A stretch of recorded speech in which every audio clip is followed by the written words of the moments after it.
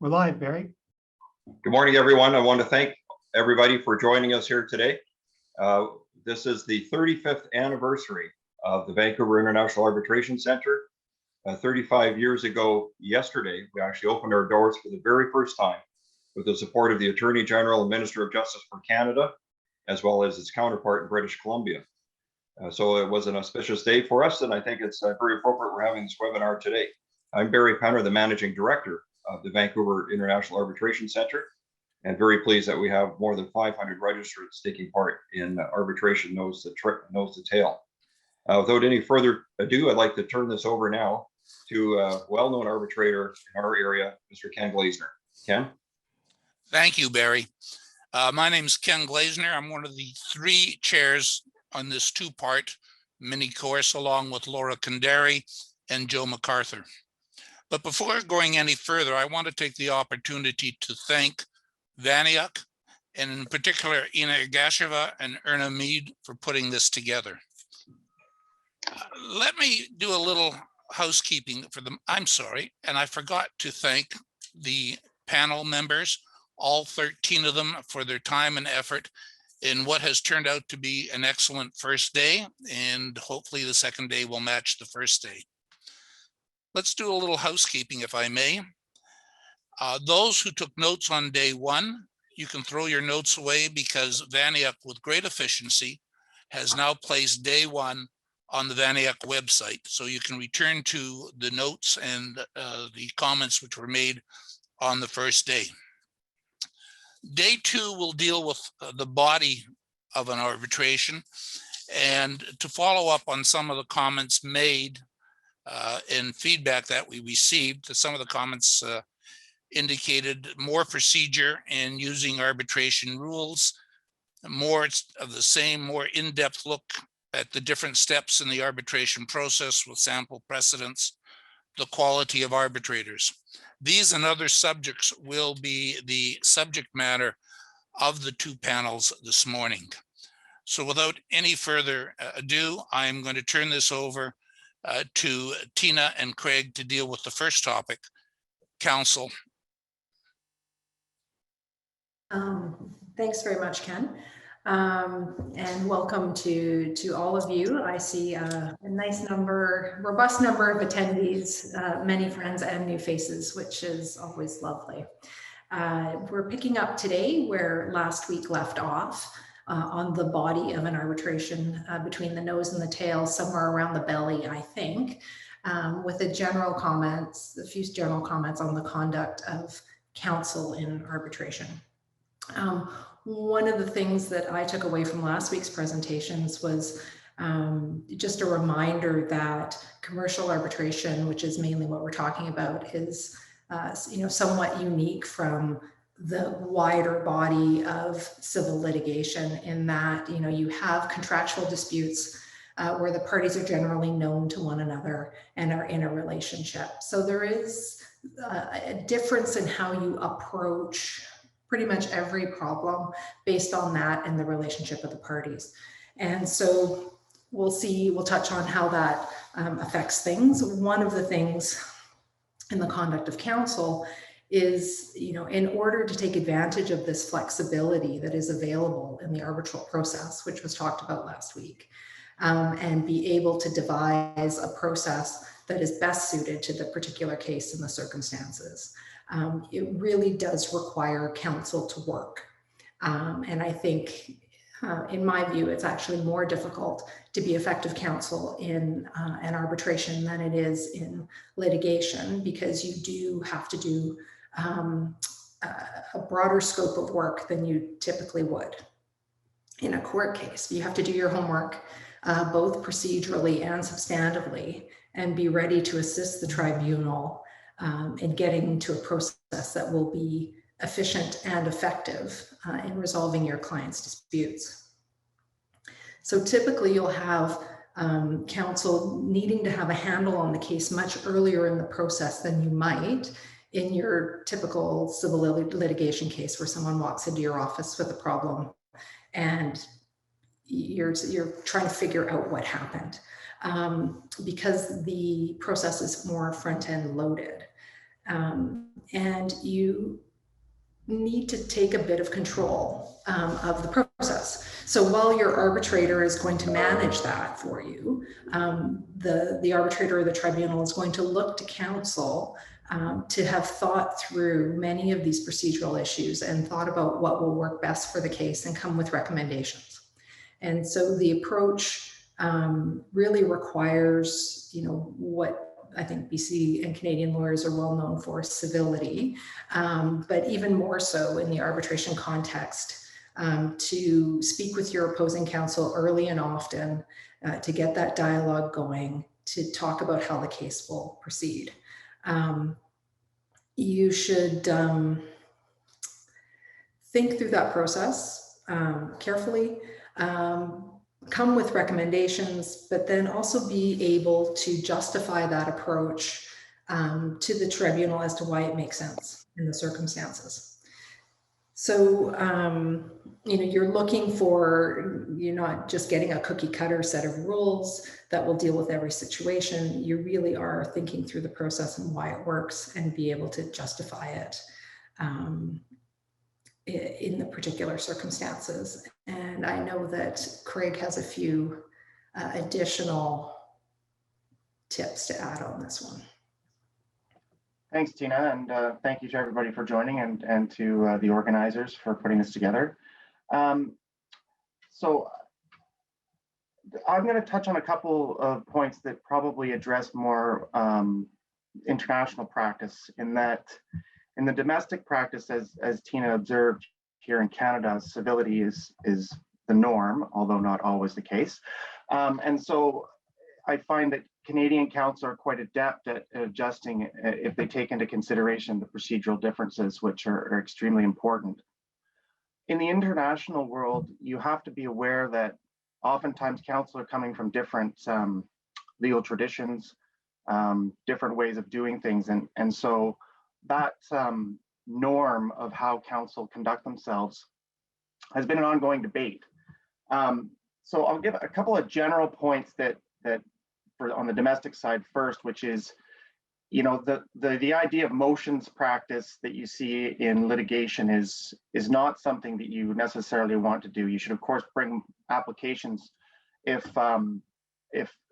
it's an important application, but a frivolous application will be seen through very quickly. And unlike in litigation, and I mean, in some provinces you do get seized with judges, but in British Columbia you don't.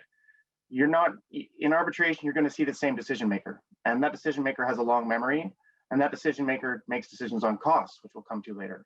So you need to be very careful about understanding what the procedure is, agreeing to it early, and sticking with it. Hyperbolic approaches or aggressive behavior, they're not going to be looked on very kindly by an arbitrator. Arbitrators, will give a lot of respect to witnesses, and so you should cross-examine with that in mind. You should always do that anyways. One last point that I'll make is that the International Bar Association has a very active international arbitration section, and they have put out a number of guidelines. And one of the guidelines that they put out recently, a few years back, was the IBA guidelines on party representation in international arbitration. And it basically codifies as a guideline these things that most of us would take for granted as Canadian lawyers, and in many jurisdictions around the world. But the idea is that if you're going to be before an international panel, that there should be some understanding that things are going to proceed in a civil manner. And I'm not going to go through all the guidelines. There are many of them. But the one thing that I'll point out that's quite interesting, and again, they don't apply to your arbitration as rules unless you specifically adopt them, and parties often don't. Certain institutional rules like the LCIA have their own party conduct rules. But the tribunal's given express powers, and these, as I said, are guidelines that tribunals, when they're faced with counsel who are perhaps not behaving the way they would hope, might turn to. So I'll just read through these. It's in Article 26 of the guidelines I mentioned. The first one is to admonish the party representative, which is an obvious one. Another one is to draw appropriate inferences in assessing the evidence relied upon or the legal arguments advanced by the party representative, which is basically codifying you'll lose credibility if you do things and they turn out not to be correct or not to be above board. Considering the party representative's misconduct in apportioning the costs of the arbitration, indicating if appropriate how and in what amount the party representative's misconduct leads the tribunal to a different apportionment of costs. And so instead of just party conduct, the tribunal can consider party representatives' conduct in apportioning costs, which is not the normal way that you would see it happen. And again, unless you've adopted these, you shouldn't expect that's necessarily going to take precedence. Having said that, with respect to things like bringing motions that are frivolous or fighting over every procedural matter, those can increase costs and those can end up being awarded. And this is the one that is the catch-all, take any other appropriate measure in order to preserve the fairness and integrity of the proceedings. And there can be a whole conference on what kind of power that gives. There have been a few cases around the world where parties have asked for counsel to be removed. And the question is whether or not a tribunal has the power to remove counsel. And there are people fall on both sides of that debate. This rule on one side of that debate suggests that if you're doing it to preserve the fairness and integrity of the proceedings, then that would fall within your power. Some people, including people on this call or on this meeting, may disagree that that power extends that far.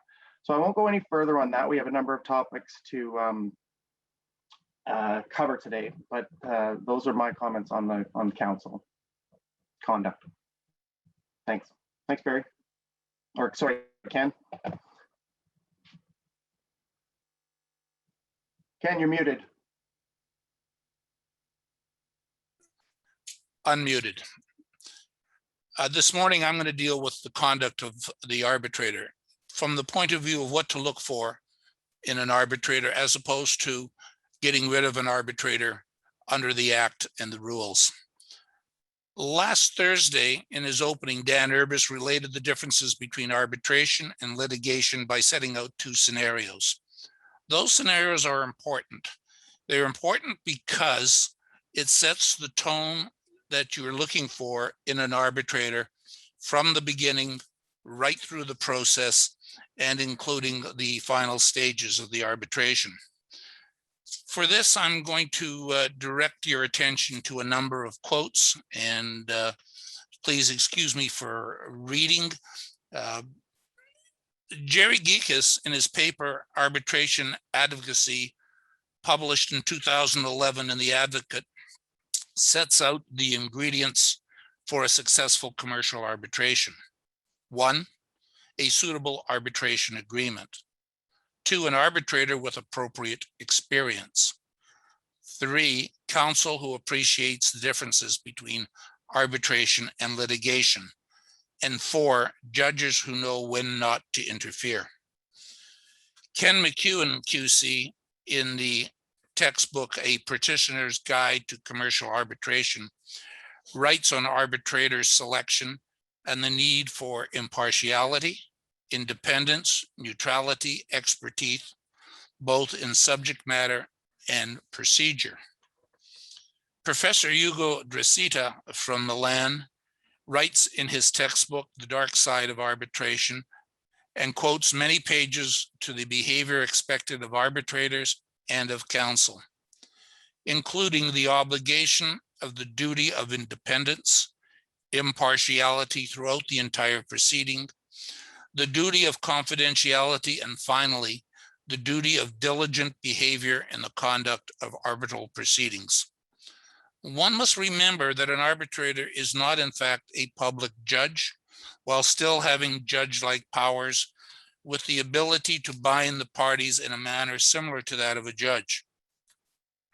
This is particularly true with respect to the powers given to an arbitrator under the Arbitration Act. Those requirements include the clearly to explain to the unsuccessful party the reasons for the decision. Generally, counsel prefer an arbitrator who manages the process, including the hearing, so that the decisions are made promptly, clearly, and concisely. People like to win, but when they don't, they need to know the process has been fair.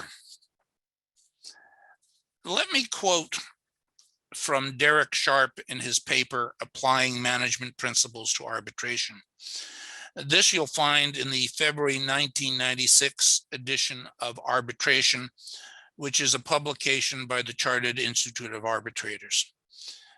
Mr. Sharp sets out certain qualities which are essential. I suspect no arbitrator has these qualities of being close to a Solomon, but let me list some of those qualities. 1, knowing and understanding what is wanted by the parties and communicating it to all involved. Creating a personal atmosphere, having the right appearance, body language, voice quality, and formulating the appropriate package with flair. 3, demonstrating integrity, fairness, truthfulness, and the confidence to act alone.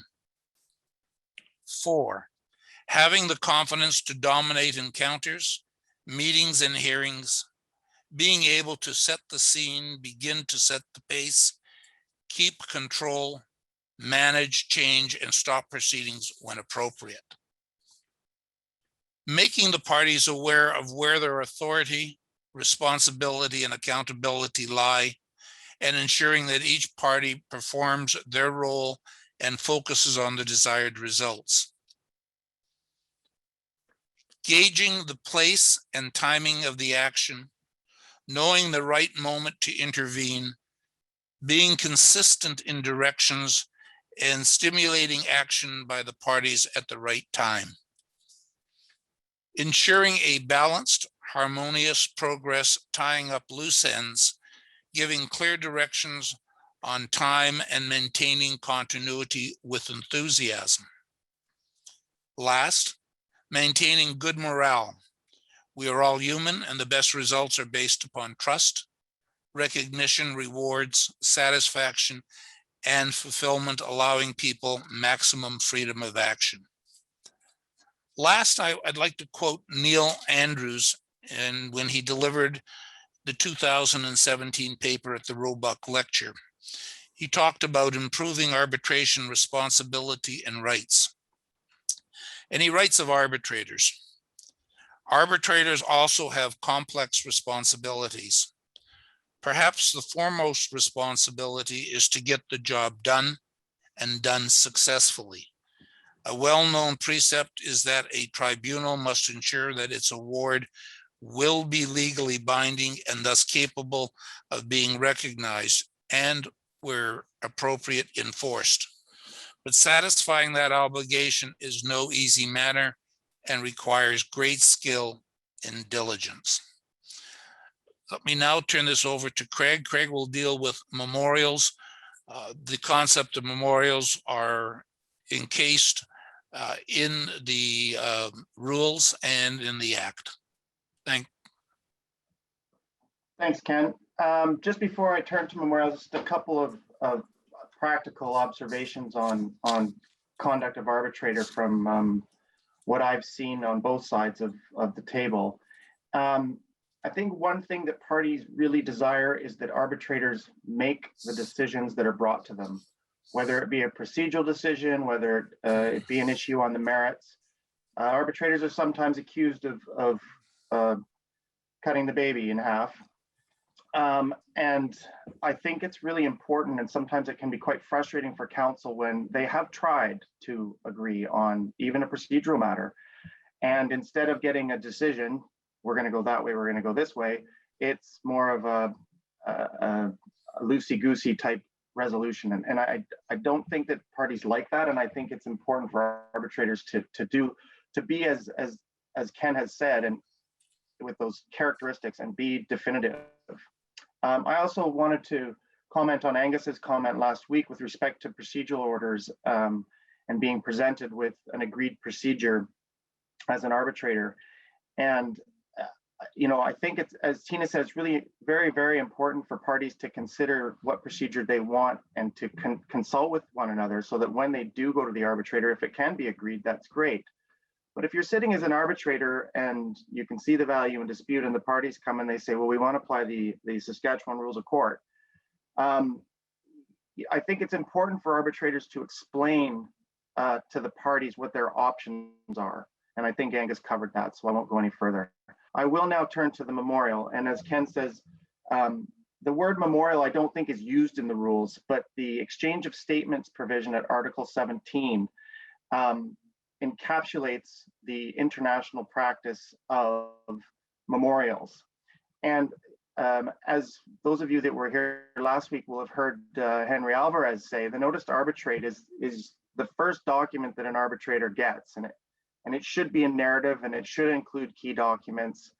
It's not just an issue pleading that you would see in a notice of civil claim. It's an opportunity to be an advocate.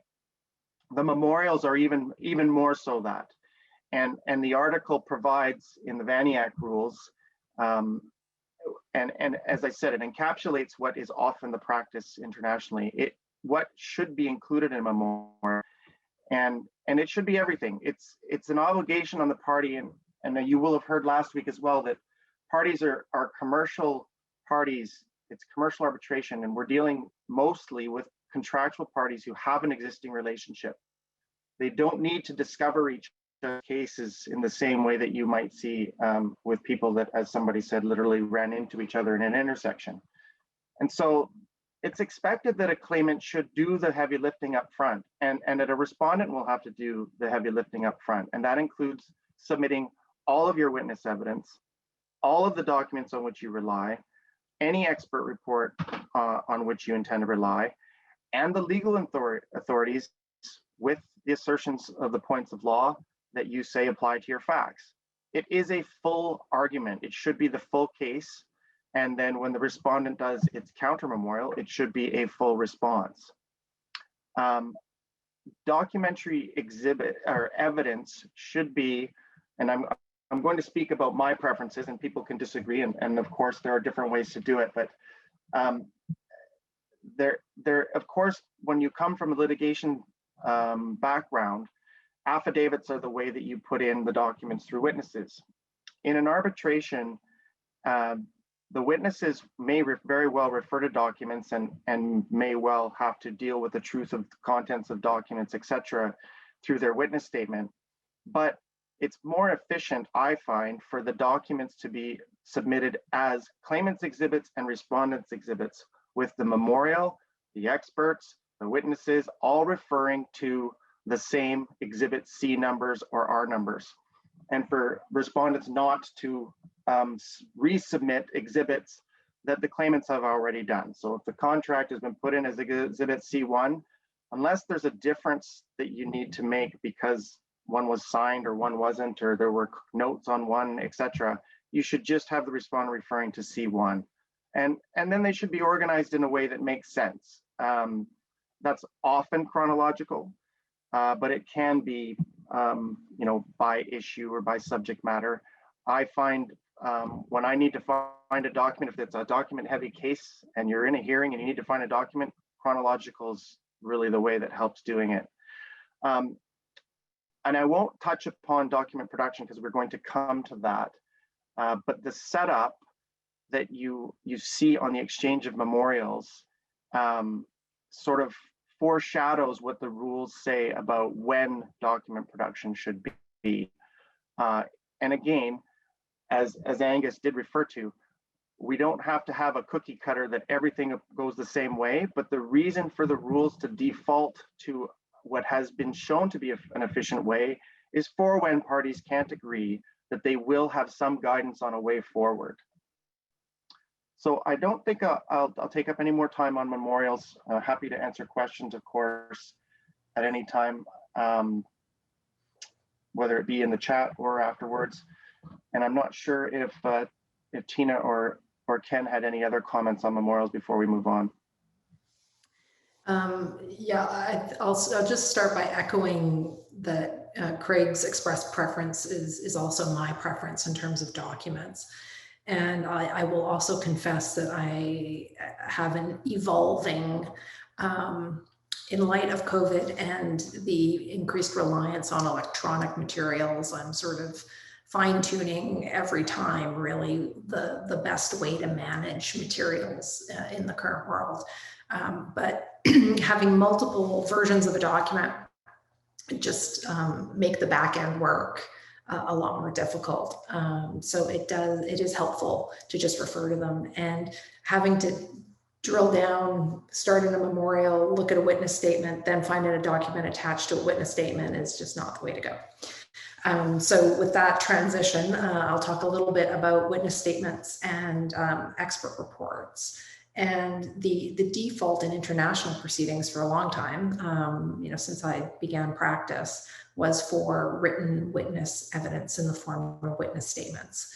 And the idea is that that is sufficient to provide all of the direct evidence. So it becomes clear right from the start what the reliance evidence is, both in terms of documents, because they've been attached or submitted with your memorial, as well as what your witnesses say and what they say about those documents.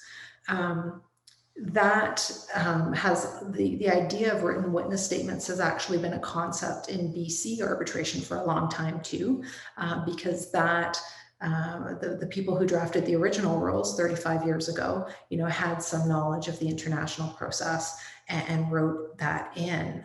I think this iteration of the rules makes that even stronger. We are now looking at the default being written direct testimony from witnesses. It has benefits. Craig was talking about heavy lifting up front. It makes sure that the parties understand at a very early stage the case that they need to meet. So what claimant is saying their case is, respondent then has an opportunity to respond to. It reduces the need for discovery, because you should know what the case is. And you're just looking for, at that point, what you're missing. And they'll talk about that in the next topic, so I will not go further there. Having written witness evidence also allows for a shorter hearing, because you can focus your time together, which tends to be the most expensive part of the proceeding, on cross-examination of witnesses and legal argument. And you don't need to sit there through a lengthy direct exam of either a fact witness or an expert. And you can use that time a lot more effectively.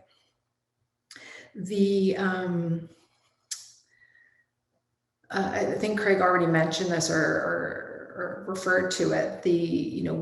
There is a requirement that there's an affirmation of truth in a witness statement, but it's not an affidavit. So you're not having the same sort of formal sworn document.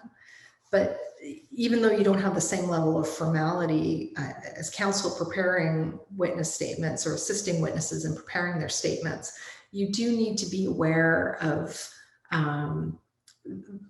the concepts of the fairness to ensure that your witness's evidence has the maximum level of credibility. So there's been lots of work done in the last few years at the international level about the credibility of witness evidence, witness statements, witness recollection, when it has been, when a particular series of events have been discussed post-event, how that shapes recollection and influences it potentially.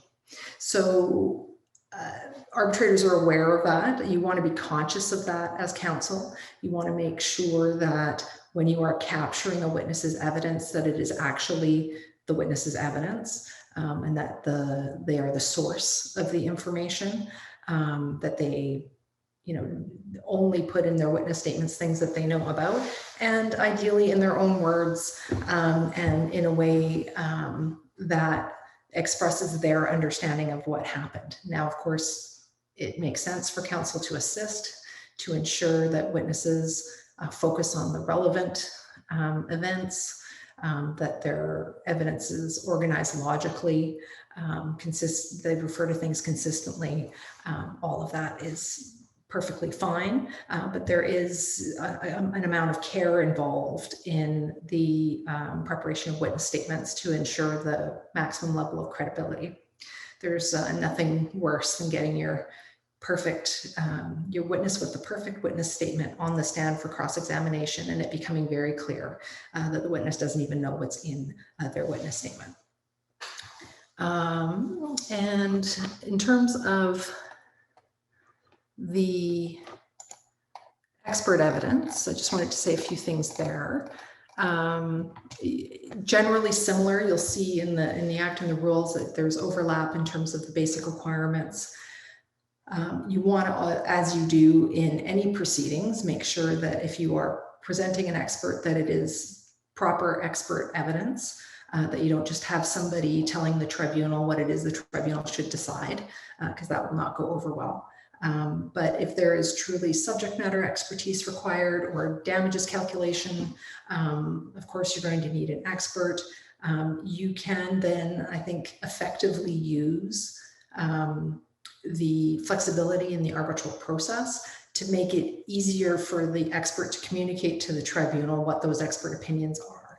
So you can take advantage at the hearing of what would normally be used as direct examination to allow an expert to make a presentation, for example, summarizing their opinion, which then assists in setting the stage for the questioning that comes later. It sort of fits together a little bit better.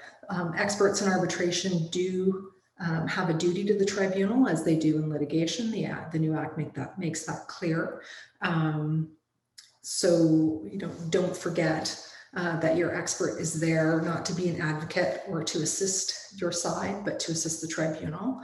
And that is when an expert is most effective, because they're there to help the tribunal with an issue that the tribunal does not have its own expertise in, and therefore an independent and impartial approach, or an independent at least, is very helpful. A few of the other things that you can do with the flexibility of arbitration in terms of experts is to have potentially experts who have, at least on the face, diametrically opposed views of what an outcome should be. You can direct that they meet and confer in advance of the hearing and produce a joint report, which sometimes can be very helpful to have them break down issue by issue what their areas of agreement and disagreement are, because that then focuses the time at the hearing on what facts need to be established or not, or what the true differences are in the decisions that the decision maker needs to make in the application of those expert reports. And another means of doing that is the potential to jointly examine expert witnesses at a hearing, something that's sometimes referred to exotically as hot tubbing. It's not that exotic. It can be very helpful. It can get heated when you have experts sitting side by side being questioned. I've seen it done a number of times now. I have done it myself in proceedings. It can be very helpful. There are different methods for doing it. You should think about what works in the context of the hearing you have and the tradition of counsel who's before you as well, and what the party's expectations would be. In the proceedings that I've been involved in, there's always been a traditional sort of direct examination or presentation by each expert, followed by cross-examination by the other party, then the next expert, same system, and then the experts sit together and have questioning by the tribunal normally, and then the questions, both experts are able to respond to the tribunal's questions and to each other when necessary in order to clarify what their views are in light of what has just been said. And it's been very interesting where you see experts in cross-examination almost having a very different personality than when they're seated next to one of their colleagues, one of their professional colleagues, and having to sort of have a conversation about what their views are and why they disagree. The tone changes a lot, and it can become much more helpful much more focused on the issues. So I think that's all I need to say on witness statements and expert reports, and I'm sure that Craig will pick up if I've missed something. Thanks, Tina. I get the role of having something little to say about everything. So I'll add a couple of points. On the witness statement point, one thing that stands out to an arbitrator or a tribunal is when there's argumentative language put into a witness's mouth.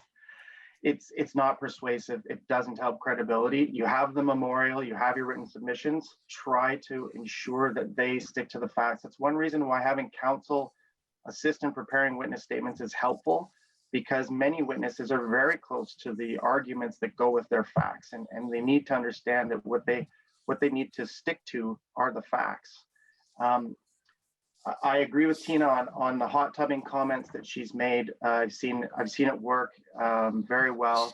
I've seen it work so well that the tribunal conferred and then asked the parties if after the hearing, if they had any further questions, they could convert the both experts to tribunal experts, which would at that point disallow the parties from being able to talk to the experts. Other than to know what the questions were from the tribunal, and the parties agreed. They didn't end up having to do that, but it was an interesting way of, or an interesting example of how flexible it can be.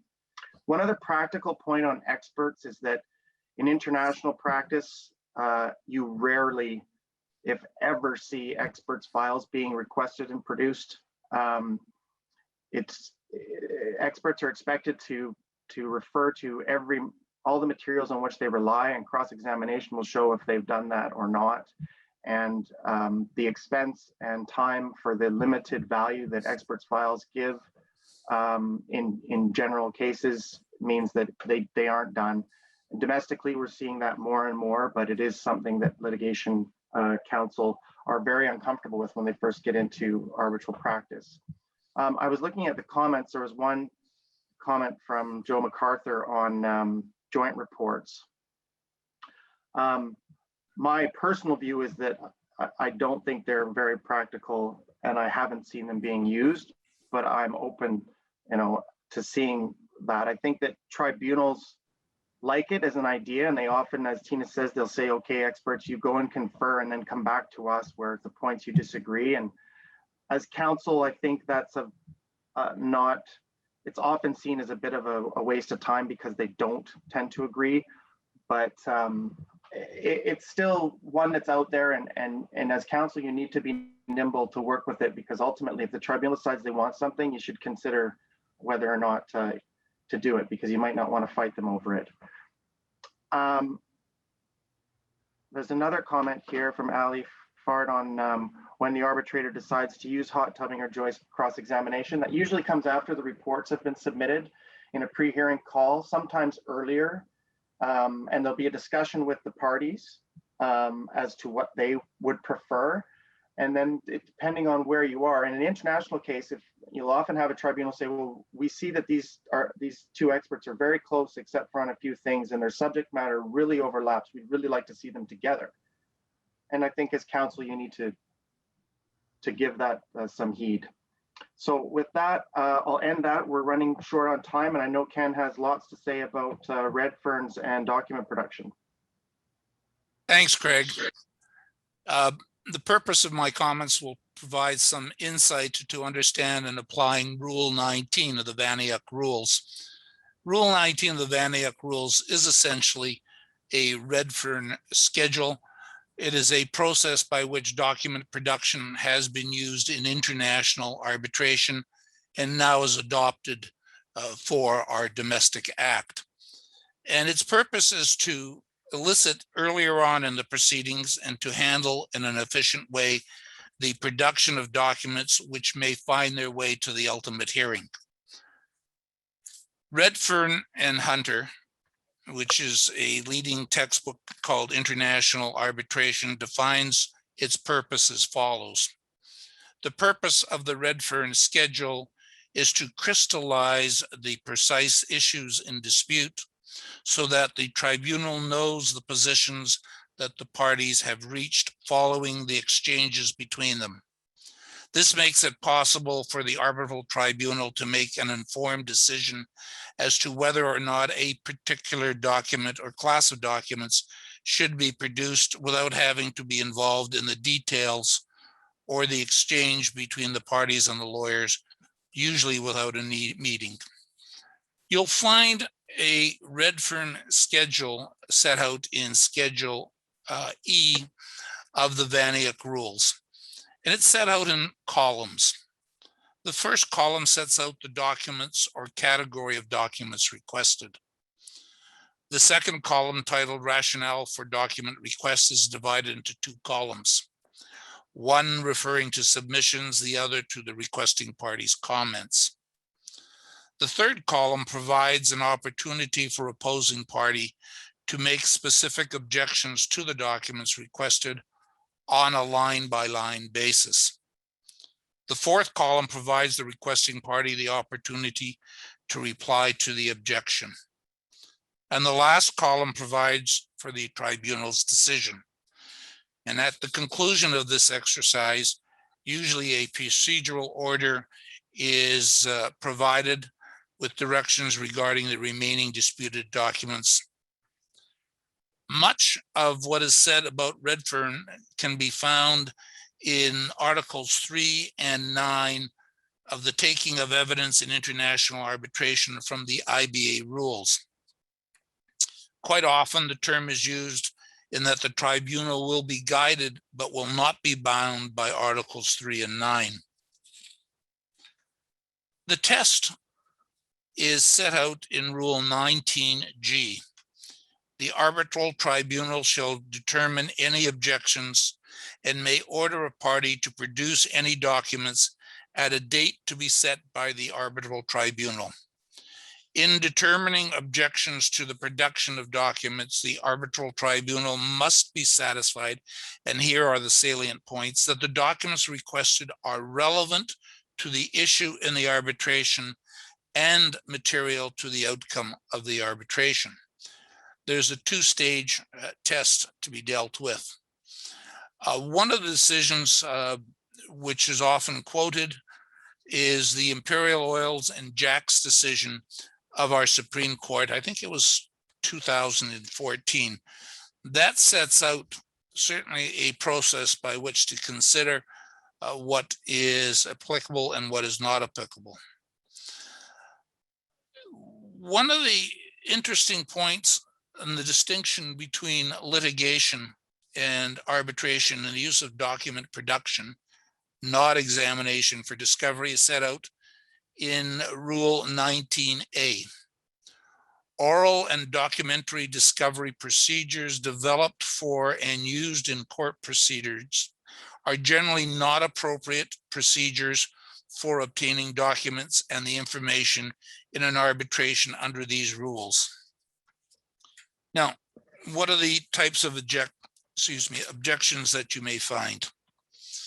One is the lack of sufficient relevancy or materiality, legal impediment or privilege under legal or ethical rules determined by the tribunal to be applicable, unreasonable burden to produce the requested evidence, loss or destruction of document that has been reasonably shown to have occurred, grounds of commercial and technical confidentiality the tribunal determines to be compelling, grounds of special political and institutional sensitivity, including evidence that has been satisfied as secret by the government or public international institutions.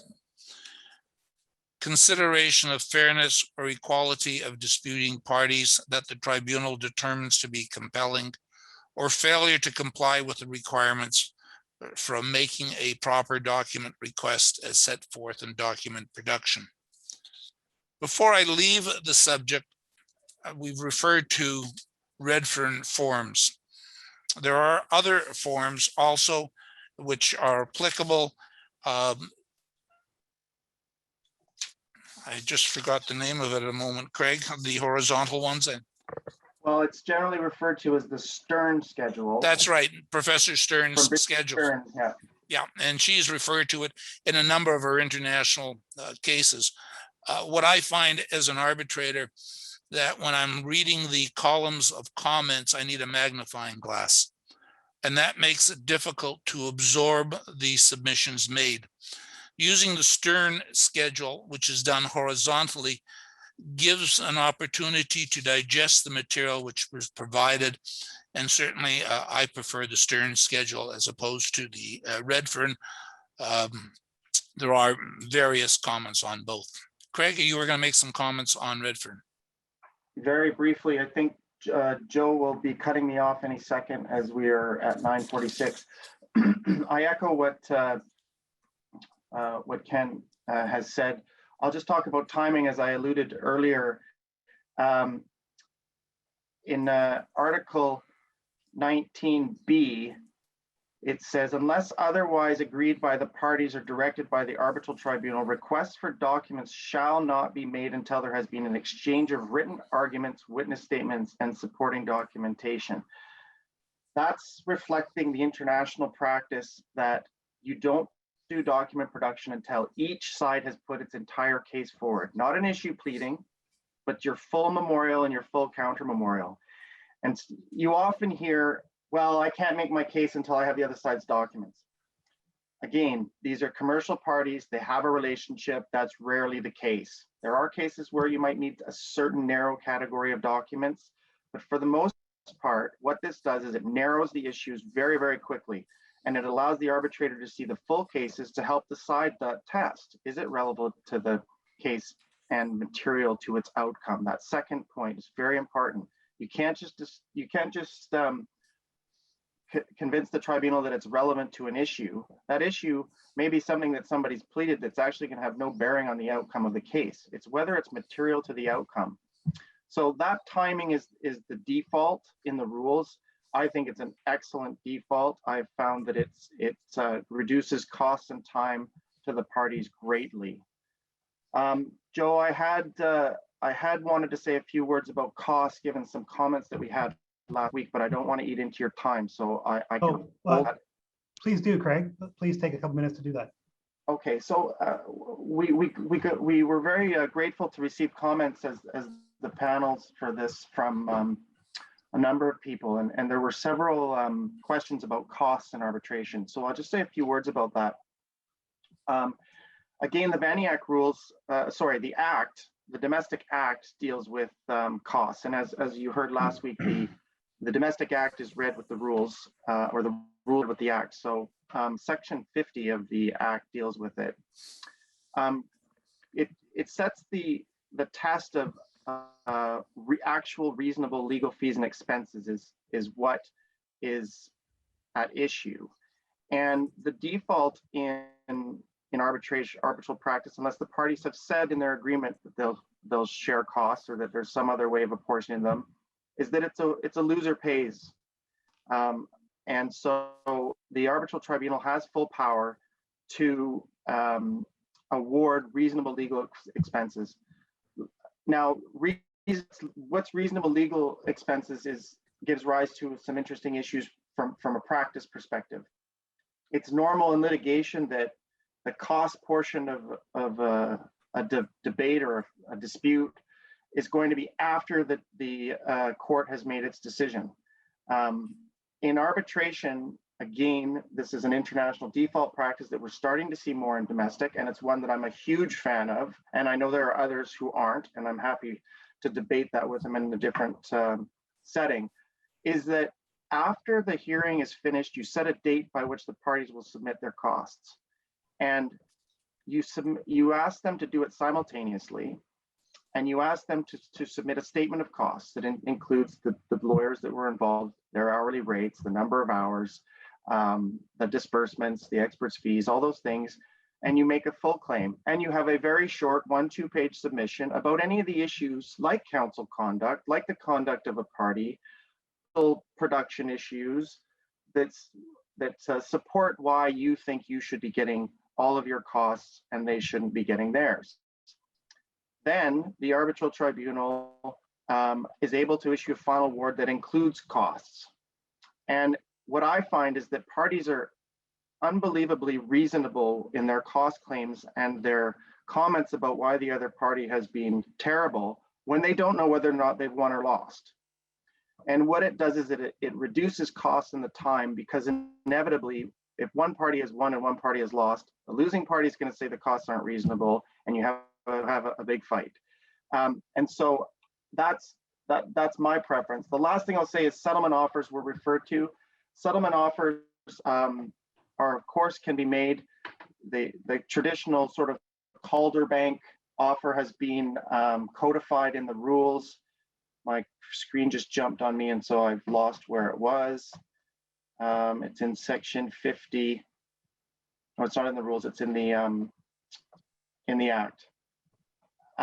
Section 53. If a 50(3), if a party makes an offer to another party to settle the dispute or part of the dispute, and the offer is not accepted, the arbitral tribunal may take that fact into account when awarding costs of the arbitration. The content of an offer to settle the dispute or part of the dispute must not be communicated to the arbitral tribunal unless the arbitral tribunal has issued an arbitral award determining all aspects of the dispute or other than costs. So the question is, how can you do your way, Craig, when this says that the tribunal has to issue its decision on the merits first? Well, you can do it. The center offers the ability for you to submit your settlement offers to them, and they hold them and give them to the tribunal when they're done. I've had procedure orders where you just write it in that if there are any settlement offers, the tribunal will alert the parties to when the award is finished. They can put it somewhere in escrow if you don't trust them, but I would trust them to just hold the award. Then you submit settlement offers, and they're considered just for costs. So sorry I took a couple minutes there, but I just want to cover that. Thank you so much for listening, and Joe, thank you for the extra time. I'm sure people will be happy to hang on to take those extra minutes that I took. Well, thank you very much, Craig. I'm just going to jump in. My name is Ludmilla Herbst. I am a lawyer who practices in both the fields of arbitration and litigation. So, you'll probably get a bit of a sense of the difference of tone and perspective as we go through this. Joe and I are going to present on the last set of topics in this conference, dealing with the hearing and afterwards the big open topic potentially after the arbitration has concluded. Of course, some of what we'll cover off in terms of the hearing overlaps with the presentation we've just heard and very much builds on it. Unfortunately, to both his great regret and ours, Mr. Justice Hunter, who was supposed to be joining us on this panel, isn't able to. Among our other work, Joe and I have both appeared in front of him as counsel, so we will do our best to channel the wisdom that he would otherwise impart. But we will, as the two of us deal with the topics between ourselves. I should note that the topics that Joe and I are dealing with should, if everything else has progressed well in the arbitral process, take up a relatively limited amount of time in the wider chronology of the arbitration proceeding and thereafter. If the sorts of steps that have been described over the past couple days of the arbitration conference, in terms of procedural conferences, efficient exchange of documents, written witness statements, and so on have been engaged in, there might be a relatively brief hearing, as Tina was alluding to as well. And there may be a relatively narrow band of grounds for challenging the award afterward, as well as a relatively narrow set of reasons to block enforcement. However, as both Joe and I have experienced, sometimes that's not the case. And so you'll occasionally end up with an arbitration that looks like a trial, albeit in a boardroom, and you may end up for days in court fighting over the same sorts of topics that were hashed out in the arbitration, but now in front of a judge and without the benefit of the confidentiality that would have been associated with the arbitral process itself. So Joe and I are going to talk about various elements of this, and with no further ado, I will hand it over to Joe for the first set of subtopics here. Thanks very much, Ludmilla. And I'm going to first deal with the hearing. And Ludmilla made a bit of a reference to it, but let's be honest, an arbitration hearing in some tired boardroom can be a little bit of a letdown, especially for lawyers that are used to the full-on drama production that is a Supreme Court trial with gowns and flags, coats of arms and clerks. Now in that Supreme Court trial, when it opens, there's that early frisson of excitement as everyone enters one of Her Majesty's courts of justice. The case is called by the clerk, and slowly but surely, the barristers begin to unveil piece by piece the evidence and the real issues in the case, all to a judge with little to no knowledge of all that has come before this slow revealing. So in arbitration at the hearing, you're missing the drama, but you're also missing that last slow reveal. As the panel previous talked about, under the VanIAC domestic rules and most other modern arbitration rules, by the time you're at your hearing, you already will have exchanged full legal argument, expert reports, documents, witness statements. And I'll just stop on documents for a moment.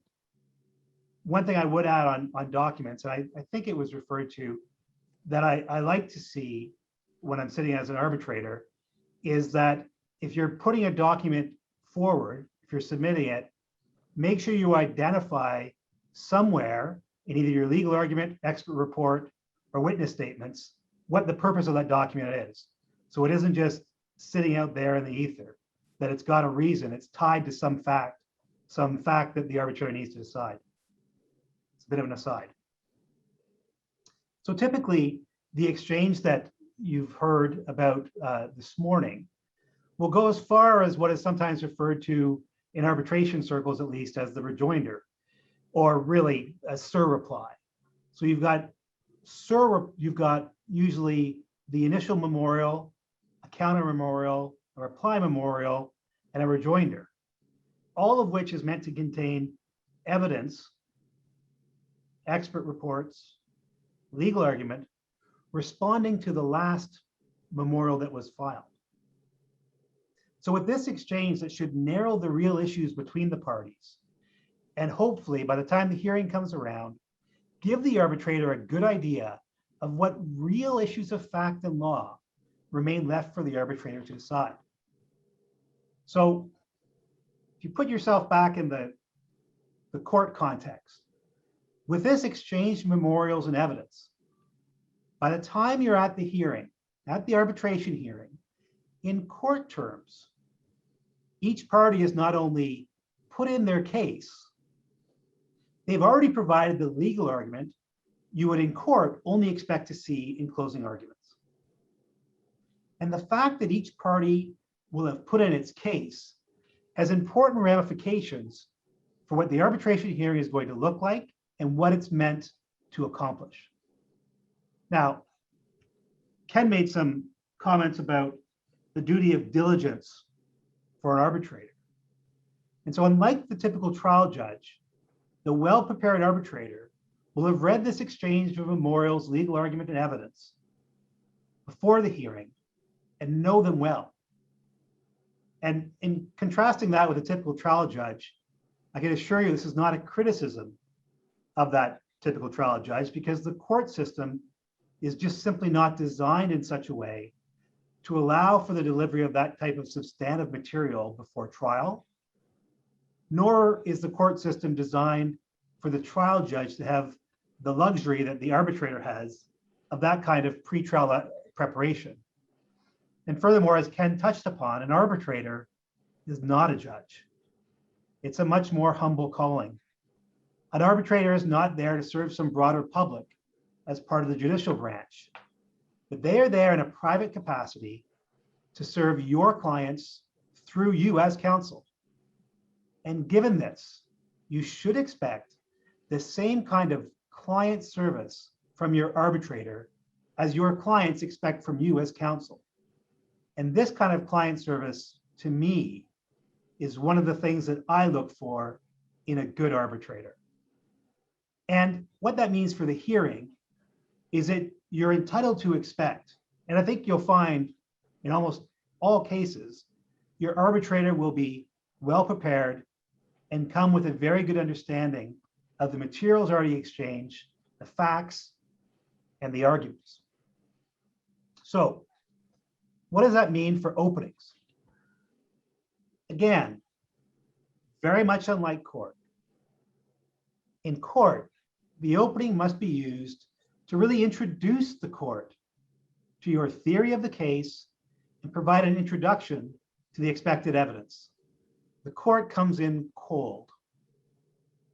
In arbitration, your decision maker needs no introduction to the case. Your arbitrator comes in hot. And the arbitrator will have a very good idea of the arguments and the evidence as soon as that Zoom camera is turned on, or God willing, at some point in the future, when the arbitrator once again physically sits down in front of you to start the hearing. And so what this means is you're not just hitting the ground running in an arbitration. You've all been running for some time. And this is really just the last part of the race. And to be fair, maybe some arbitrators are not quite running, but at least they're going at a very brisk walking pace.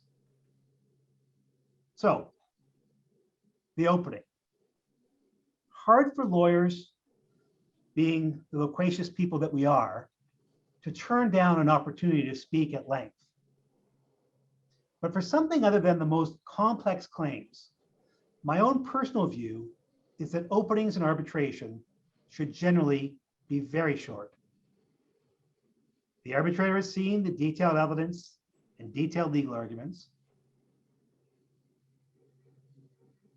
But what you can do in a short opening is simply an opportunity for a good advocate to reinforce their client's overarching theme of the case, but to do so in, say, 5 to 10 minutes for a typical arbitration. Now, in a much more complex case over many days of hearing, that opening might be 30, maybe 45 minutes, but you better have something to say in that opening than reading parts of the memorials that you filed, because you're entitled to expect that the arbitrator has read them. Now, there are no rules. This is a question of personal preference. And sometimes you'll have rules that you'll agree to in your procedural, some procedural conference and be captured in a procedural order in terms of time, in terms of content, potentially. And I have seen counsel use the opening to hit key pieces of evidence, to almost literally hit the arbitrator over the head with that key evidence, to make sure that the arbitrator in the review realize just how key, how determinative this evidence is. And in the right situation, that can be effective. And what I've also seen, which I think is effective, it's a good opportunity to provide and go through a chronology of the facts just to orientate the arbitrator before the cross-examinations start. And really, this comes down to what we've talked about before in terms of flexibility. Each case will dictate what works best for that case. Now, as I say, this is a question of personal preference. And I don't know, and when I'm acting as counsel, I don't know if what I've done is what the arbitrator was hoping for in an opening. But I do know what I like to see as an arbitrator, and I like to see them short and not very long at all, and assume that I've done my job as arbitrator. Ludmila, do you have any views on the effective use of openings in arbitration? I think what you've said is absolutely right. You've also flagged, though, that sort of sense as a litigator that there's something that you can do to contribute to this, and it's hard to shake. And so I've never been able to quite cut myself down to 5 to 10 minutes, but I do think that's an ideal kind of opportunity to present a framework. And you know, one of the other points you made is a really important one as well to keep in mind, both as a bit of a check on oneself as arbitration counsel, and a bit of a flag as to what benefit an opening can have if used in moderation. And that's the fact that the arbitrator is otherwise going to be hearing, probably as the next step, not direct evidence, but cross-examination. And that's pretty disjointed already. So you're relying on the arbitrator having read things, because otherwise the whole hearing is going to be chaotic. but the opening May is, as Joe flagged, may be in some circumstances a bit of a lead up to make the cross-examination a bit less jarring and out of place. And I think that's a good point as well, that really it can seem a little strange in an arbitration where all of a sudden you really jump in to cross-examinations. That kind of brings me to the next kind of topic as well, and that's witness examinations at the hearing. And first I'll deal with lay witnesses. And the default under the VanIAC rules, and again, most modern arbitration rules, is that witness statements take the place of the examination in chief. Now, you can do it with traditional examinations in chief. I mean, frankly, if the parties want, I think Angus and Rob and Murray touched upon this last 2 weeks ago, or last week, anyways, whenever they were talking. They touched upon this. You can do it any way you want. I mean, if the parties really want, as Craig said today, to adopt the Saskatchewan rules of court, then go for it. But your arbitrator and anyone who's practiced arbitration will say you're missing some of the real benefits here of arbitration by just running it like a private court process. And I found that the time saving is unbelievable in terms of having witness statements taking the place of examination in chief. And it helps the rest of that exchange work in a much more meaningful way in terms of exchanging legal arguments ahead of time and documents and so on. Now, typically, even where you have witness statements, there's typically agreed there'll be a kind of a short warm-up period examinations, because it's not, as Miller says, it can be jarring for the arbitrator, but it's also very jarring for a witness to sit down and then have somebody who's not following the type of conduct that Craig was talking about start screaming at them about what a liar they are. And so typically, in terms of a fairness to the witness, there is a short warm-up examination in chief, again, usually 5 to 10 minutes, usually to cover non-controversial matters. Sometimes, and this is where things get tricky with these, that you want to make sure you have an agreement with your friend ahead of time, and you alert the arbitrator. You may deal with, if it's an evolving issue, things that have happened since the last witness statement. Things get tricky there in terms of your procedure, but sometimes that's necessary where it is an evolving situation. But you try and avoid that if you can. And in your typical situation, you just deal with some non-controversial matters to simply get the witness comfortable before opposing counsel lets rip with what everyone hopes is a tight and focused cross-examination. Now, what makes a good cross-examination is beyond the scope of what we're going to talk about today. But the basic concept of what makes an effective cross-examination is really the same as in court. There's some differences, but it's also important to know the arbitrator is not bound, unless the parties decide otherwise, to apply strict evidentiary principles. This usually cuts down on objections. Not that there should be a ton of objections in any cross-examination in any event, but this usually cuts down on them even more in the arbitration process. And what you see, at least in my experience, much more often in arbitration than in court, is counsel electing not to cross-examine witnesses at all on their witness statements. Together with this, the procedural order will often provide that electing not to cross-examine a witness is not to be taken as accepting the evidence of that witness, and you may be free to undermine the weight to be given to that witness statement by documents or other evidence. Now, obviously, a different approach than one you'll find at trial, and best to make sure that the rules of the game are understood by everyone if you're not cross-examining a witness and what that means in terms of, traditional trial principles like Brown and Dunn. I'm not going to deal with expert witnesses. Tina touched upon it and their examinations at trial, the more esoteric ways of approaching expert witnesses at a hearing. So I'm just going to move on from that and go to documents. Again, you can do it a different way, but the most efficient way in my experience is if you adopt the sort of document numbering approach that Craig and Tina referred to earlier. It's unnecessary to mark exhibits at the hearing, because the documents relied upon will already be exhibits that form part of the record before the arbitrator. And absent something new arising in the rejoinder or surreply, this should include all documents for cross-examination. Now, occasionally something new will arise from an answer given by a witness in cross-examination that will require new documents to be introduced at the hearing. But absent party agreement, there will typically need to be a very good reason for introducing new documents at the hearing.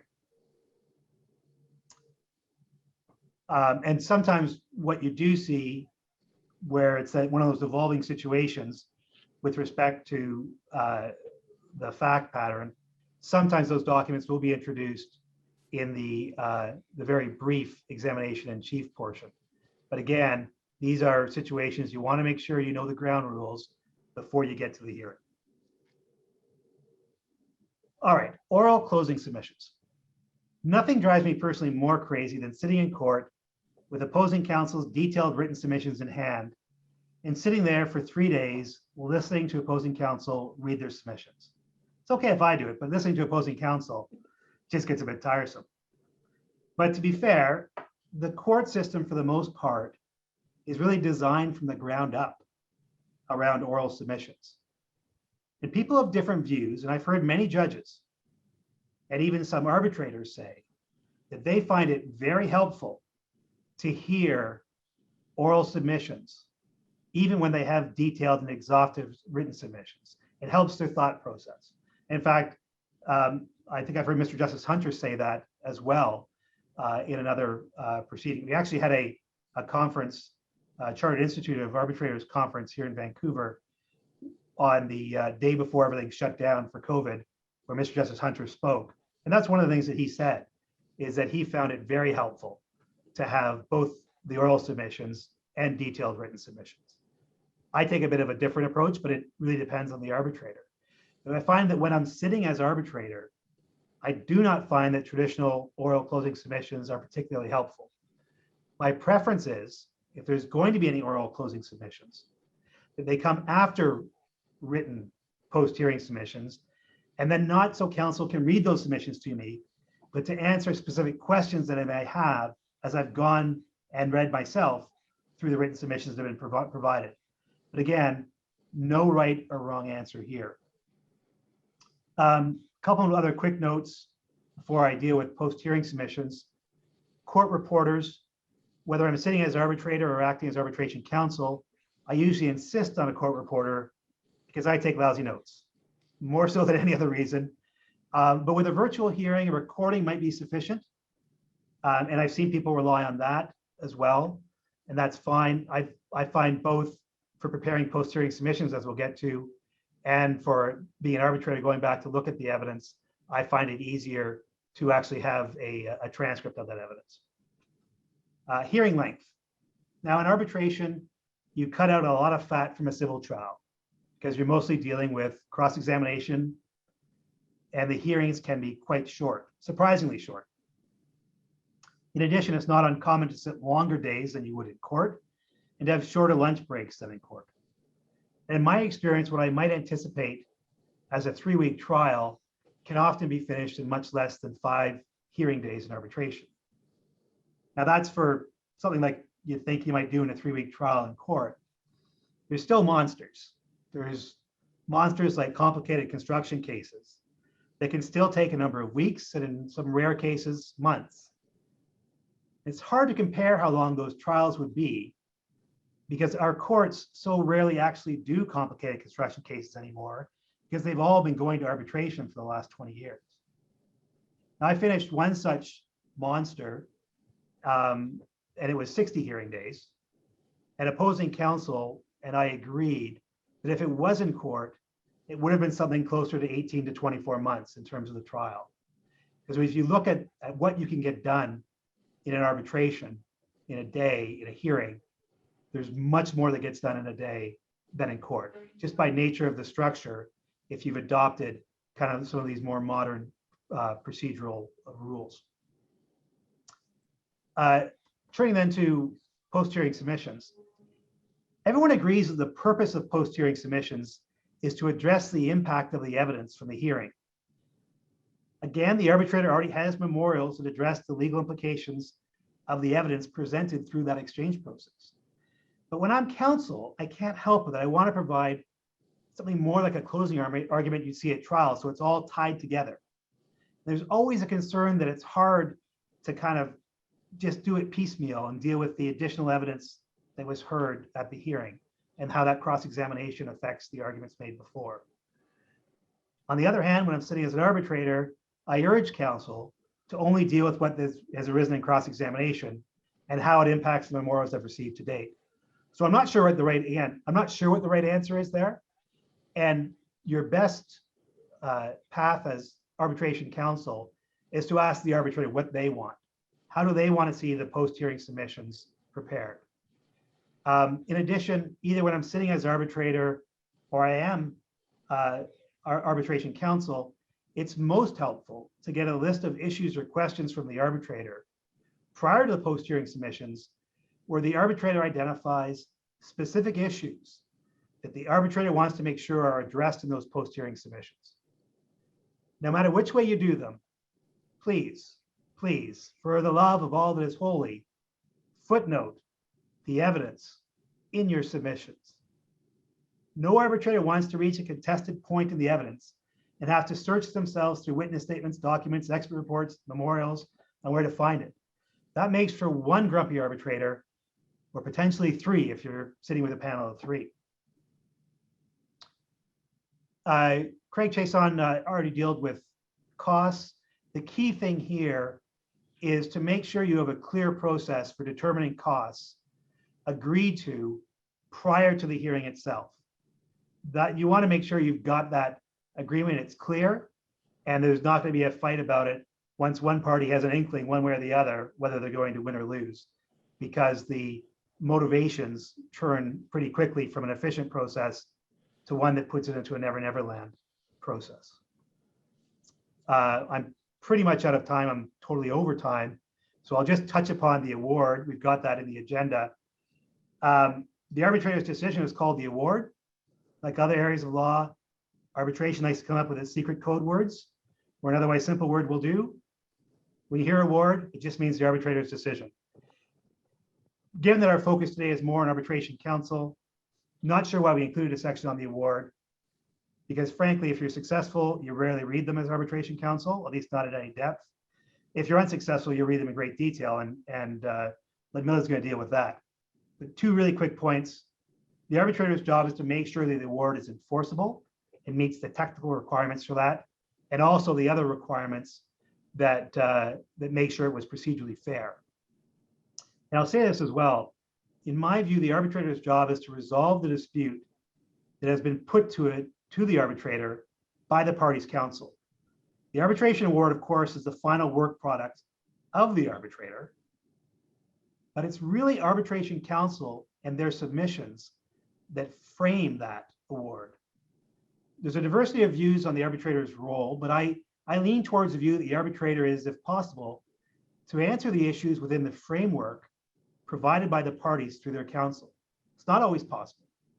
But if the arbitrator thinks that there's a better way to frame the issues or the law than that framework provided by counsel, it's really imperative on the arbitrator to give counsel an opportunity to make submissions on the arbitrator's framework. So the arbitrator is not off on a frolic of her own.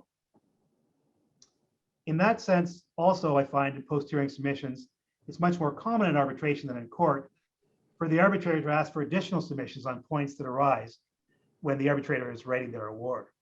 And with that, I'm a little over time. I apologize, Ludmilla, and I'll turn it over to you and the next part of our presentation. All right. So we've emerged with this award, and one party will want to challenge it, one party will want to enforce it. And so that's the body of the comments that I'm going to touch on for the next few moments. So in terms of challenging the award, there are basically two ways of going about it. One is an appeal. If you're in the domestic arbitration context and you want to take a run at some sort of substantive problem with the reasoning that led to the award, The other, available in both domestic and international arbitration, is a set-aside application. I usually think of it as a bit of a natural justice-oriented approach, or a picking at flaws that have to do with that. But it can be the arbitrator deciding outside the scope of the arbitration agreement, some sort of legal incapacity in arriving at an arbitration agreement, and so on. More of a process fairness was the core of arbitral jurisdiction. Not that that's a good word to use anymore in the courts, but was the core really there? Did something go wrong? Appeal, I touched on briefly, is only available in the domestic arbitration context in British Columbia in any event. And it's a particularly interesting, or of course, one of those adjectives that has good and bad connotations. It's a particularly interesting issue. So I'll focus what I'm about to say on that. So you have an arbitration award in the domestic context. You want to challenge it, and you want to bring an appeal. What's the forum for doing so? So in British Columbia, there are two routes to going about this. One is the traditional court route, but with a twist under the new Arbitration Act that Jonathan Eads and others have been discussing and discussed last time. So under that new Arbitration Act that came into force in September 2020, if you have an arbitration that commenced after it came into force, your forum for bringing an appeal, if you want to go to court, is the Court of Appeal. It used to be, under the old Arbitration Act in BC, the BC Supreme Court, our trial court. I don't believe there's been yet an appeal to the Court of Appeal directly because of the newness of the Arbitration Act, but it'll be interesting to see how that develops. In terms of your second option in BC, at least insofar as you're following and are under the VanIAC rules and take this option, you may be able to go to an actual panel of 3 arbitrators, an arbitral tribunal that can be constituted under the rules. So take your appeal not to the court, but to this internal tribunal. So once you know where to go, what can you actually appeal in terms of the award? So if you're going to court, what in BC, you can appeal on a question of law arising out of the award. So only a question of law, only one arising out of the award, and only with leave, unless the parties actually consent to going together to appeal, which is extremely rare and not a situation I've encountered. So with leave, the court in determining whether or not to grant leave looks at a series of tests. It has some discretion as well. And the idea is, in terms of the leave requirement and the restriction to law, as a matter of policy, that challenges to the awards should be rare. Efficiency and finality should presume that there's not going to be an additional layer of litigation tacked on to parties' dispute. If parties choose the VanIAC option of an arbitral appeal tribunal, and if they so agree, they can appeal not just on questions of law, but if their arbitration agreement provides for this, also questions of fact or mixed fact and law or something else. Now, in the domestic context, where there's an appeal ability available, is it something that parties have to live with? Because there is some controversy as to whether or not appeals as a general principle are good things or not. People who like arbitration for its efficiency, finality, confidentiality, recoil at the thought that a court's suddenly going to intervene, pick at what a chosen arbitrator has done, expose the party's dispute to the public, because very rarely would the dispute or its documents be sealed when it gets to the courts. Some people, of course, take great solace in having an appeal ability, because there's always at the back of their mind that an arbitrator, no matter how carefully chosen, will go rogue and do something crazy in terms of outcome. In the Domestic Act that's come into force in September 2020, there's a much clearer ability to opt out of the ability to appeal than under the old Domestic Act. That allowed for parties to do it possibly only after the arbitration had commenced, so it wasn't a very practical option. Here it's clear. If the parties use clear language in their arbitration agreement, they need not have an appeal option available. And it's as I said, mixed blessing, mixed feelings about it. And as litigation counsel, or counsel who often acts in litigation, I'm always not at the I have a nagging feeling that there should be an ability to appeal, but I know that's not necessarily everybody's view. Joe, do you have a sense of whether there's a general rule that should prompt people to contract out of appeal, or does it very much depend on the circumstances? My general view is to avoid court appeals. Look, the commercial parties have agreed to resolve their dispute in arbitration. Get it done in arbitration. If you're concerned, if it's a particularly large dispute that you think might arise in that contract, well, maybe have 3 arbitrators if that's what you want, some more certainty there. But I usually do not. If the arbitrator has gone totally off reserve, if you will, and done something very strange, you've always got your rights under the set aside rules. So that's what I would rely on. I rarely recommend including appeal rights in arbitration clauses, and clients rarely seem to ask for it at the time they're drafting the contract. Sometimes, but rarely. Yeah, and it's a good segue into, you always do have another challenge that you can't contract out of, and that's the set aside in terms of again, what I generally think of as natural justice flaws, but can go to and going beyond or straying beyond the scope of the arbitration agreement, lack of legal capacity when the arbitration agreement was entered into, and so on. And this sort of challenge is available both in international arbitration and domestic arbitration. And both sets of statutes in BC, or both statutes in BC, provide for it and provide a fairly clear list of circumstances in which an application may be brought. An interesting point, again, interesting in the mixed sense of that adjective, is going to be that under the new Domestic Arbitration Act in BC, the set-aside application would be still brought to our trial court, the BC Supreme Court, whereas the appeal will be directly to the Court of Appeal.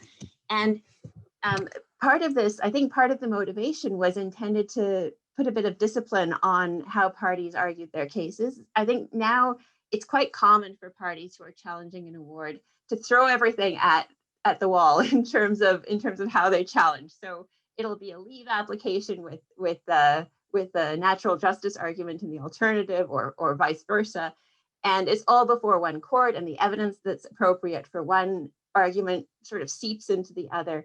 Now it's going to be a lot more defined, and it will be intriguing to see whether, as a matter of practice, parties are going to both courts at the same time, or trying to juggle in some way, or picking their best argument. So it's an evolving question. And again, this isn't something that can be contracted out of. There's elements of strategy in it, but you can't prevent parties from going forward and challenging on the basis of issues like this. Now, if there's not a challenge, or if there's a challenge as well, but one party wants to enforce the award is final and binding in and of itself. But unlike in the case of a court judgment, you can't just go out after the arbitrator issues the award and send out the sheriffs to collect or register the award against title to property. There has to be a step where you go to court to recognize and enforce. And in both statutes, and increasingly, or more so in the new Domestic Arbitration Act than in the old, there are fairly specific circumstances that say when a court is able to decline to enforce an award, and when it may. And so there's a regime to be followed. There are some steps to be followed, but the important thing to remember is that it is something where if a party doesn't simply pay up an award that's granted, it does require a court step to actually implement and go forward. It's not intended to be a substitute for appeal. So there are different. It's not a new venue for the unsuccessful party to argue about the merits of the award, but it is a step that must be taken, and it's not supposed to be just a rubber stamp by the court either. And so I think with that, I know there's time for questions and answers that's been set aside, no pun intended, for both panels this morning. And I see we're at 10:30, so I will let that go forward. Right. Thanks, Linda. And I apologize for cutting into your time there a bit. I think Laura, you're going to deal with the Q&A. Yeah, so if there are any further questions, you can type them into the Q&A at the bottom of your screen. I see there's one question that I think is probably for this panel that's just finished. The question is, if an arbitrator does not issue reasons for judgment until 20 months from the close of submissions, would there be any grounds for judicial review based on an unreasonable delay argument? Ludmilla or Joe, do you want to answer that? I'm waiting for Ludmilla to answer it. All right, I'll start. Well, it's interesting. It depends as well. Part of an issue might arise in terms of whether there are actual time limits on the arbitrator issuing an award, and that can quite often be sorted out. But there may be a 60-day time limit, for example, within the BC context, and so the arbitrator should have put his or her mind to dealing with that and not encountering an issue. I mean, it would be a great shame to have a flaw like that where there's an actual time limit and it not be addressed either by agreement of the parties or an order that's issued to deal with it.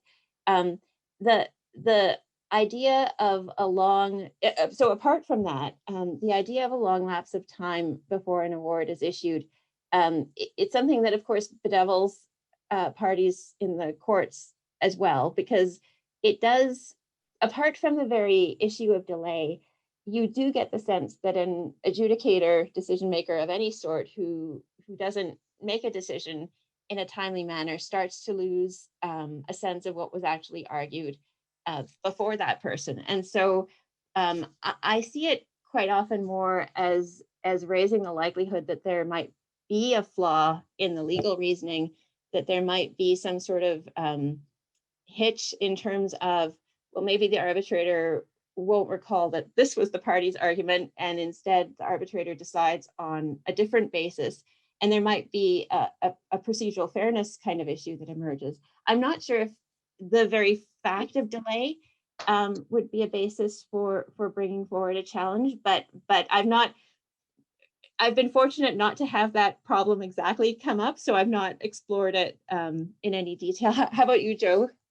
Yeah, and I think I'll let others touch upon this as well, who might have some more experience. I've been pretty lucky on that front for the most part. I know international practice in particular, it's very common to actually include in the procedural order a time for delivery of the award, and I think that's probably not a bad thing. At least when I'm sitting as counsel, if I'm sitting as an arbitrator, I'd probably try to avoid it. But it would still apply some discipline to it, but I'll let others touch upon it as well who may have more experience. I just add it's hard to answer the question because of the use of the words judicial review. So if you have an international arbitration, there is no appeal and there is no judicial review in any sense. If you're talking about a court looking at that award. You know, in the domestic context, as you know, Ludmilla has mentioned, there is a limited right of appeal if the parties haven't opted out. And so there is the potential to come, but it's not really an appeal that you're looking at there. There's always a basis for potential set aside of an award, even under the New York Convention and the model law, if the procedure that was contemplated by the parties was not followed. So if there is an explicit time limit, for example, in the procedure agreed by the parties, either in the institutional rules that apply or in a procedural order, and the decision is not rendered in time, then there is the potential for set aside of that award. I think as Ludmilla said, it would be a real shame if somebody looked at that and didn't take care of it. We've got another question about the distinction between whether there is a distinction between the award and an order that you would ultimately enforce. So this individual is asking about essentially whether the award are reasons for judgment and whether you would then draft a subsequent order that would be enforced. Does anyone want to comment on that? I am I'm probably the least qualified here to say to jump in, but I will boldly go into this. I haven't seen because I at least qualified because I don't usually sit as an arbitrator. So I haven't developed a practice on this. I haven't seen a separate order being drafted as you would in the court, say, where you get a set of reasons for judgment and then counsel go off and draft something. Where I've seen an award, it's got sort of the operative paragraphs at the end in terms of what parties are to do, or whether a claim is dismissed, and the reasoning precedes that. In terms of then how to challenge it, there's certainly case law on if the parties are happy with the result, those operative paragraphs say the dismissal of a claim, but they really hate something that was said in the course of the reasoning leading to it. But again, they're okay with the outcome. That's not a basis for challenge, just as the court process, just as the court jurisprudence would go, that you can't challenge reasons rather than the order. But on the other hand, if there's a flaw in what's said in the reasons, and that's led to an outcome, or you say it's led to an outcome that you don't like in terms of the operative portion of the award, that can be a basis for challenge. But I will now defer to others who may have other practices as well. I think Ludmilla's got it right in terms of there's no separate order. And sometimes the other kind of option that's available where I've seen it be a bit of an issue is, good award drafting tells you at the very end, you will have a section that says, my award is, and then you make what kind of looks like the orders, right? And there usually isn't an issue where it's, the respondent shall pay the claimant $10 million. That's usually pretty straightforward. Sometimes it's where you've got declaratory relief or other type of relief that may be a little less clear. You have an option to go back to the arbitrator to seek a correction to the award potentially. There may be opportunities to deal with that through the arbitrator if it's a little unclear. But I'd have to look at it. I'd have to actually pick up Ludmilla's book to check. I think there are cases where the court on an enforcement application, enforces the award, but it might actually do it in slightly different language so that the order that comes from the court that you go to enforce looks slightly different than the language that's used in the award, just for clarification's sake. But I'm hesitant to say that, but Ken, go ahead. Let me take a stab at it. Usually the last page of the reasons should clearly and concisely set out the order that is being made, so that portion can be taken and dealt with in a court of law for the enforcement of that award. I know when Laura and I took the fellowship course some years ago for the Chartered Institute, that was one of the requirements at the end of our drafting of reasons on the fact pattern that we dealt with. And that's generally my procedure. The last couple of paragraphs set everything out clearly, concisely, and covers that which has been asked for, either rejected or accepted. So there's no question of the words that were being used. I'll just pick up on a practical point, which is, as an arbitrator, it's really very important to focus in on the relief sought. And so that when you are writing the dispositif at the end, you are making sure that you answer the issues and the questions. So if somebody's seeking a specific relief, you should reflect, I order that's dismissed, or I order that will be so. The declaration sought was X, it's granted, or during the course of the hearing, it got modified a bit. The request for relief was X, this is what's granted. I think, the order needs to clear, as everyone said, but it does, you do need to make sure that you're deciding what the parties have asked, and it also avoids the problem that Joe and Ludmilla said, is of going outside that scope, which is a reason for having yourself set aside if you decide something that you weren't asked to decide. Yeah, and I think the only thing I would add to that is that sometimes there may be an issue where there's, for example, a calculation that needs the input of or further information from the parties. You might see a partial final award, but you can't, once it's a final award, that's your order, that's your award that you seek to enforce, that's it. So if you can't do that, you'll see the arbitrator sometimes issue a partial final award and then a final award after that.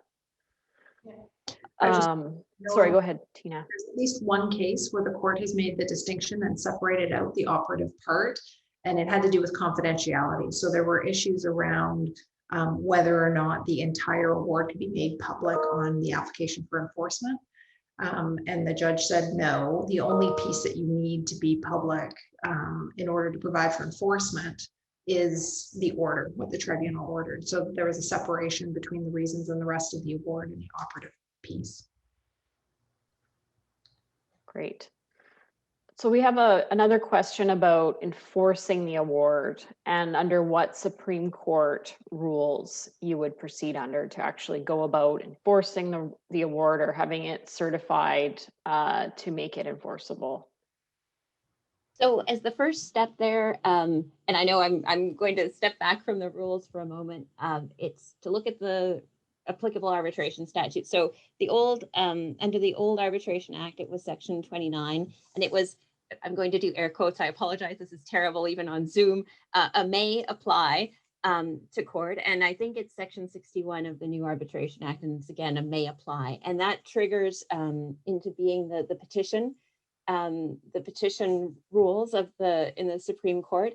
There was some case law some years ago where someone tried to enforce by filing a requisition without notice, and there was a big kerfuffle about that. So it is, I would use a petition and follow the Supreme Court civil rule process for doing that. Great. Okay. Well, I think our panelists have assisted me in answering the other questions in the chat. So I will now turn it back to Ken to wrap up for the day and the course. Thanks, Laura. We've had 2 intensive days, and we've consolidated the comments into 3 hours. I suspect that we could have done 3 very full days. I want to thank first the panel and their involvement. I want to thank VanIAC for their expertise in preparing all of the material. I also want to thank my co-chair, both you, Laura, and Joe. And I want to thank the 535 registrants from 18 different countries who have participated in these proceedings. Thank you to all. That's a wrap.